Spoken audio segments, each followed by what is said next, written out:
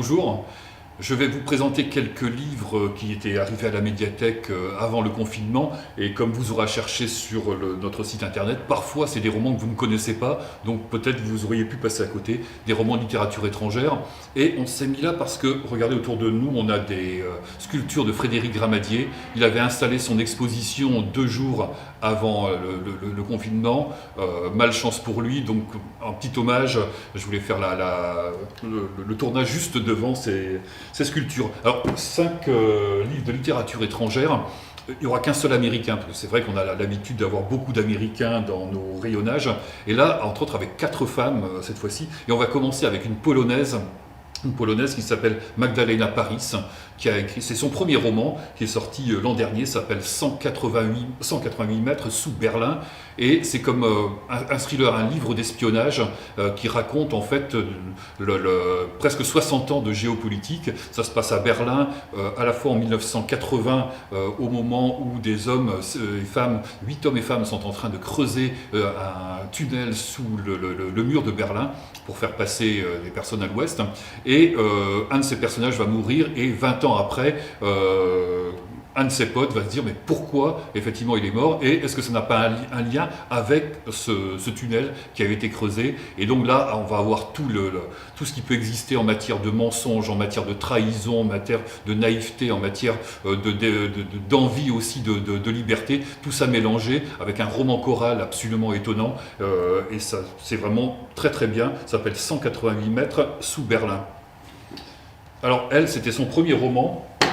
Edna O'Brien, elle en a écrit vraiment pas mal, peut-être une vingtaine ou une trentaine en France, et elle a 90 ans maintenant. C'est une Irlandaise, et autant beaucoup de ses bouquins se passaient justement en Irlande ou aux États-Unis, là ça se passe au Nigeria. Vous avez tous entendu parler de ça, Boko Haram. Quand Boko Haram avait enlevé 275 jeunes filles au Nigeria en 2014, elle va prendre le point de vue d'une de ces jeunes filles.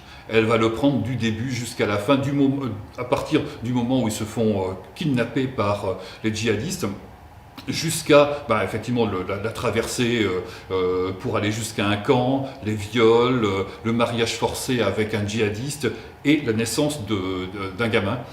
Et elle va réussir à fuir avec cet enfant, elle, toute jeune fille encore, parce qu'elle est mère, mais c'est encore une jeune fille, et elle va retourner dans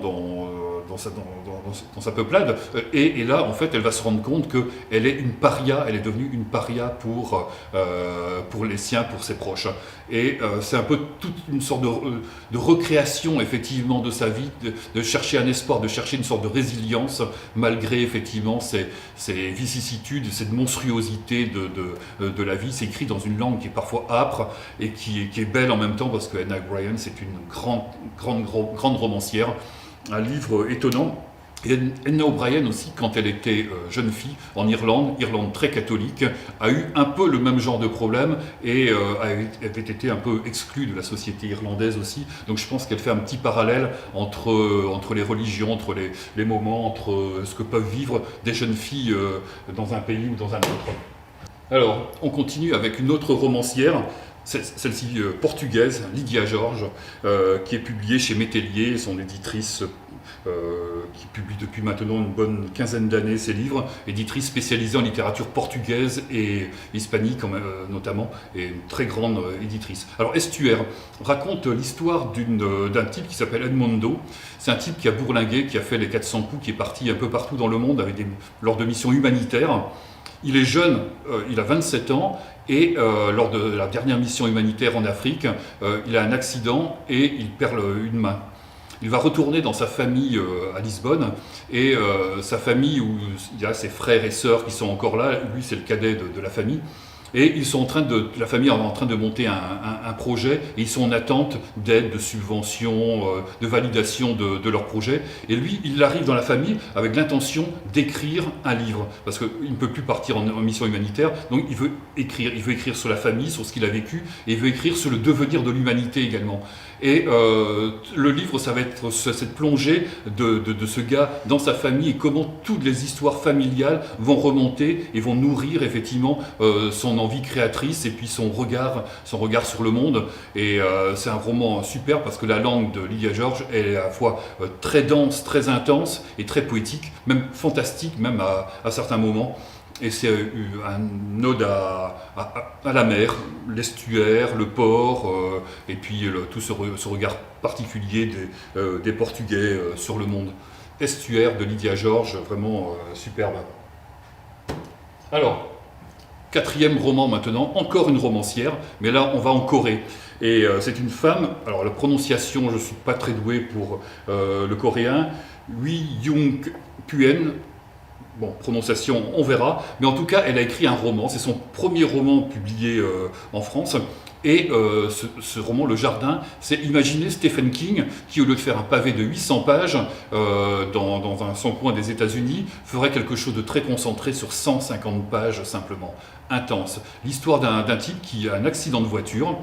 Sa femme meurt dans l'accident de voiture, lui est complètement défiguré et il est dans le coma. Et à la suite de ce coma, quand il va revenir, il ne peut plus bouger, il n'a plus la parole. Et ça va être une sorte de monologue. Il est chez sa belle-mère et il sent au fur et à mesure que les souvenirs lui reviennent que peut-être son comportement n'a pas toujours été extraordinaire. Et il trouve que la manière dont sa belle-mère réagit, est en train de creuser quelque chose dans le jardin, etc., c'est assez trouble. C'est vraiment au cordeau, c'est à la fois du fantastique, du thriller, c'est psychologique, c'est intense, et l'avantage d'être court, alors que les thrillers sont souvent des gros pavés qui peuvent être indigestes. Le Jardin, donc un roman coréen chez Rivage, bon éditeur aussi entre autres de polar.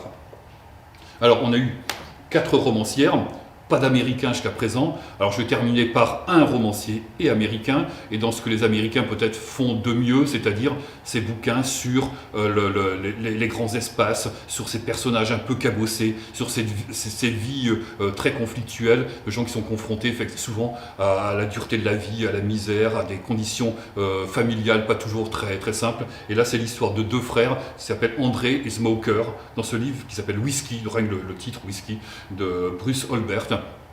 Et ces 2 frères qui ont toujours vécu ensemble après la mort de leurs parents, ont toujours tout vécu, tout fait ensemble, et donc ont presque une pensée commune. Et à un moment donné, quand un d'entre eux va se rendre compte que sa fille va partir dans une communauté un peu marginale, etc., va se lancer dans une quête, et c'est son frère qui va l'aider là-dedans. Et on va passer des années 50 aux années 2000, et ça raconte une Amérique très cabossée, très, très miséreuse. Alors on sait dès le départ que ce ne sera pas un feel-good book, hein. La fin sera assez sombre certainement, mais voilà, c'est vraiment une bonne littérature américaine chez un éditeur, Gallmeister, qui lui ne fait quasiment que de la littérature américaine et qui aime bien ces ambiances-là justement. Voilà, donc ces 5 livres, vous les trouverez sur notre catalogue, et donc vous pourrez les emprunter, ils sont disponibles et ça vous fera des lectures originales. Merci et à très bientôt.